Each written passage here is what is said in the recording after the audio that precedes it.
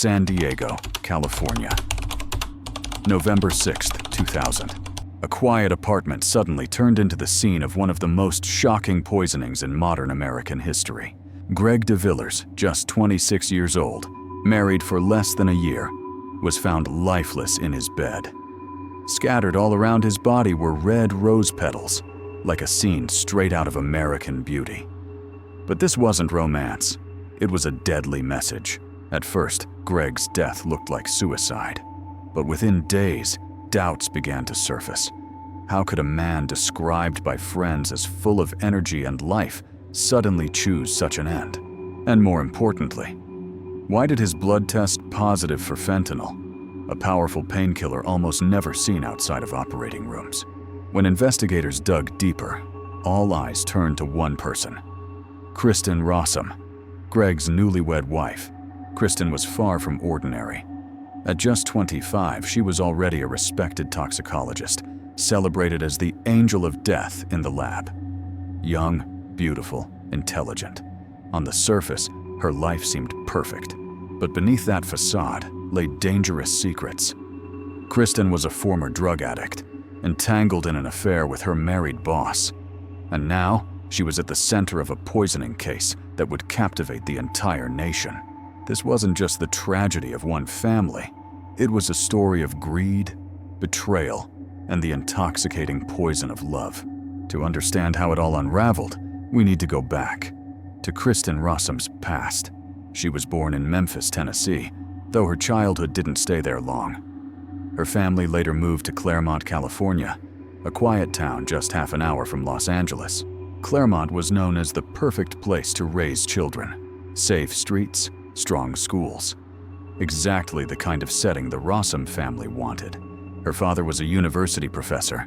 Her mother worked at Azusa Pacific University. Kristin grew up with two younger brothers in what looked like the perfect household, the kind of American dream many people longed for. But even within that stability, the first cracks began to show. As she entered her teenage years, Kristin started displaying signs of turmoil. And then, in 1991, came a turning point. Her father was offered the position of president at Hampton-Sydney College in Virginia. Clear across the country, it was a career opportunity too good to pass up. Mr. Rossum accepted, never realizing that this decision would trigger a chain of events that would forever change Kristin's life. Not long after the family settled in Virginia, everything began to unravel. Kristin Rossum, once a teenage girl from a stable home, suddenly became an outsider in this new world.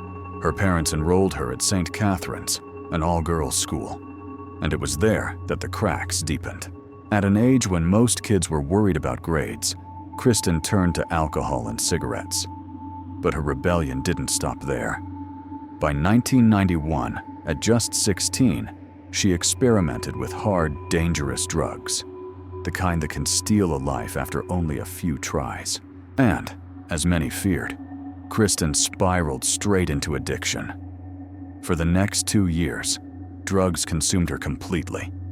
Schoolwork collapsed, her future dimmed, and the once bright teenager became only a shadow of herself.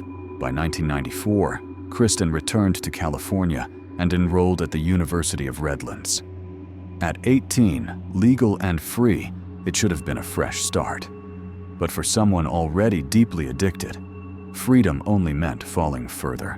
Before long, Kristin dropped out. Her college dream shattered, while addiction devoured what was left of her youth. Some sources suggest she may have been expelled for drugs, though that was never confirmed. But during this chaotic time, she met the man who would change her life forever. Greg DeVillers. Their paths crossed in late 1994 in Tijuana, Mexico. Greg, a kind and genuine young man, immediately sensed the darkness Kristin carried. He saw her struggling, and instead of turning away, he stepped closer. Within just a few meetings, Greg knew the truth. Kristin was drowning in drugs. But rather than abandon her, he committed to pulling her out of that abyss. And then, something remarkable happened. With Greg's love and patience, Kristin truly got clean. In just a few short years, she not only reclaimed her life, but returned to school, this time at San Diego State University. There, Kristin thrived, graduating with honors. To the outside world, she looked like a miracle. But behind it all, it was Greg who had made that miracle possible. Kristin loved him deeply, and clearly, Greg returned that love with unconditional devotion. He wasn't just her partner, he was her savior. After nearly 5 years together, in June 1999, Kristin and Greg got married. What they believed would be the beginning of a happy life together quickly turned into a nightmare. Kristin once admitted to friends that she had hesitated before marrying Greg. She never gave a clear reason, only that it was a feeling of unease before the wedding. But that unease never disappeared. For the first 6 months, the marriage looked like a sweet dream. Then, cracks began to show. Deep down, Kristin confessed she wished she had never married Greg. Instead of seeking help or guidance, Kristin chose another path, one far more dangerous. She took a job at the San Diego Medical Examiner's office as a toxicologist. And there, everything began to unravel. Greg grew worried as his wife became more absorbed in her work, spending less and less time at home. But what he didn't know was that those extra hours weren't just about the job. Less than a year after their wedding, in June 2000, Kristin started an affair. The man was none other than her direct supervisor, Michael Robertson, head of the toxicology lab.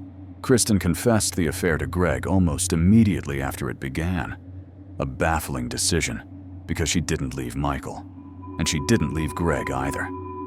Instead, for months, Kristin continued seeing her boss, while Greg knew everything. Greg was devastated, so much so that he stayed in bed for 2 days, speaking to no one. At last, he gathered the courage to call Michael at home, demanding that the affair end.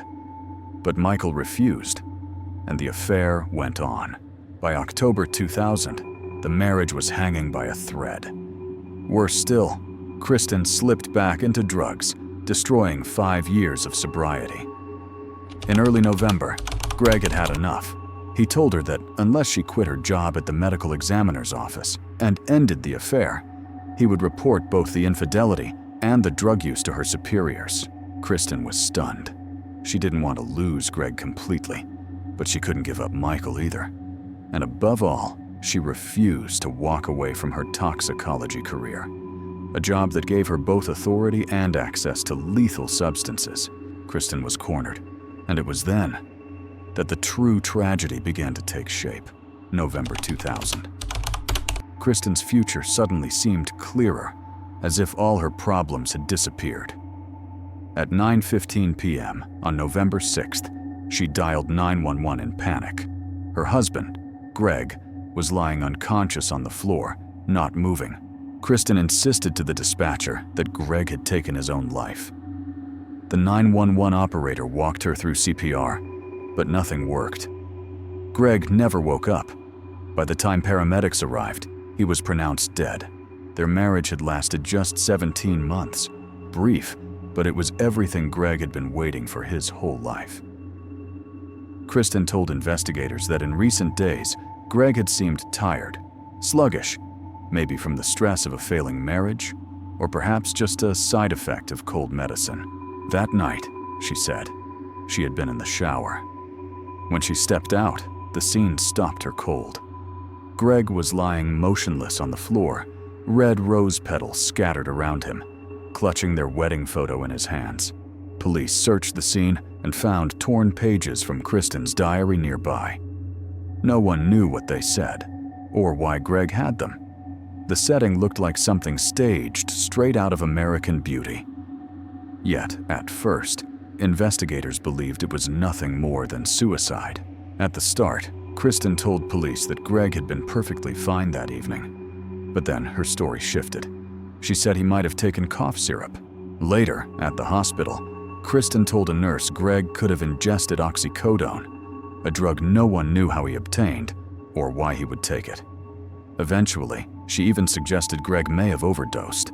Under the pressure of hours of questioning, Kristin finally admitted this. She believed Greg was sinking into despair over their broken marriage. And perhaps, she said, that grief had driven him to mix cough syrup with oxycodone to end his life. But in her own words, this was only speculation. Kristin also explained the roses. The petals scattered around Greg came from a bouquet he had given her for her birthday a week earlier. To her, it was a metaphor for a marriage falling apart. But when Greg's family heard her version, they didn't believe her. From that moment, the story began to take a very different turn. When news of Greg's death spread, everyone who knew him was stunned. No one believed he would ever choose suicide. They knew his marriage was crumbling. But infidelity alone wasn't enough to make Greg give up on life. Greg's family immediately alerted police, voicing their suspicions. And they weren't alone. Just 2 days after his death, another call came in. The caller was Russ Lowe, a friend of Kristin's. Russ revealed that Kristin was having an affair with her boss, Michael Robertson. He was certain there was more to the story than Kristin was letting on. That tip was the missing piece detectives needed. The investigation took a sharp turn, focusing on the illicit relationship between Kristin and her superior. Inside the toxicology office, whispers had circulated for months. Many co-workers knew about the affair, but kept quiet, afraid of the fallout. Michael was married, and his wife had no idea her husband was cheating. Some employees suspected Kristin was receiving special treatment from Michael, but no one dared to speak out. The truth only exploded into the open about a month after Greg's death. Police uncovered even more. Kristin wasn't just having an affair. She was also using drugs. Almost immediately, both she and Michael were fired from the San Diego Medical Examiner's office. But the biggest shock was still to come. To avoid a conflict of interest, the office handed Greg's autopsy over to an independent unit. Weeks later, the results came back, and they changed everything. Experts concluded that Greg had died from a massive fentanyl overdose, a powerful painkiller normally reserved for surgery. When asked about the findings, Kristin claimed Greg had been depressed for weeks and may have turned to drugs to cope. Her father added that on the night of Greg's death, he had seen his son-in-law drinking heavily. The explanation sounded plausible. A man devastated by infidelity, numbing the pain with alcohol and pills.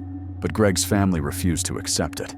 They insisted he was never the type to escape into drugs or alcohol. That just wasn't who Greg was. As detectives dug deeper, they uncovered a chilling detail. The very morning Greg died, it was Kristin who called his workplace to report he was sick and wouldn't be coming in. Why hadn't Greg made that call himself? At that same time, co-workers noticed Kristin crying in Michael's office, her secret lover. No one could make sense of her actions, but one thing was certain. Something was very wrong. From that moment on, Kristin Rossum became the prime suspect. When questioned, she insisted she had no idea where Greg could have obtained fentanyl.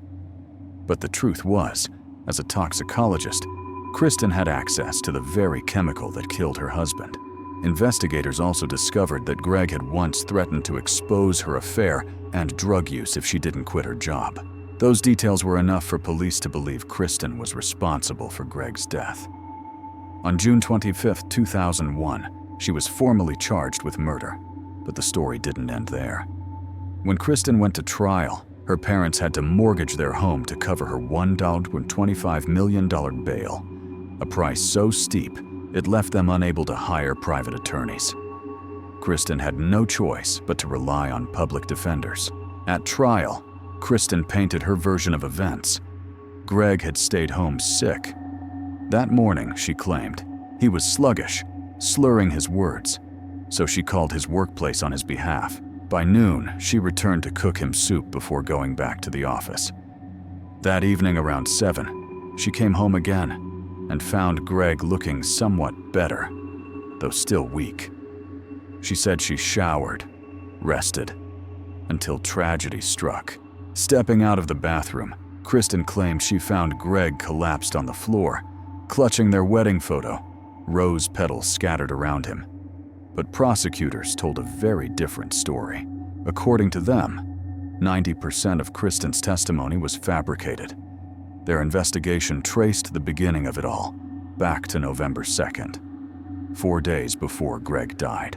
On that day, Greg had confronted Kristin, warning that if she didn't resign, he would expose her affair with Michael and destroy both her career and her bosses.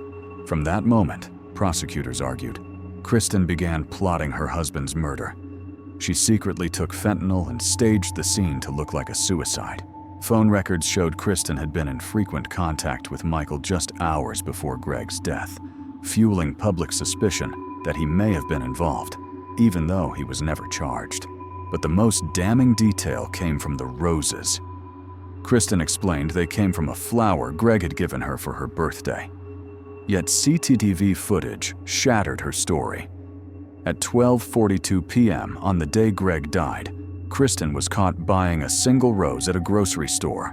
She later tore it apart and scattered the petals over Greg's body, as if scripting a tragic performance. In the end, the jury found Kristin guilty of murder.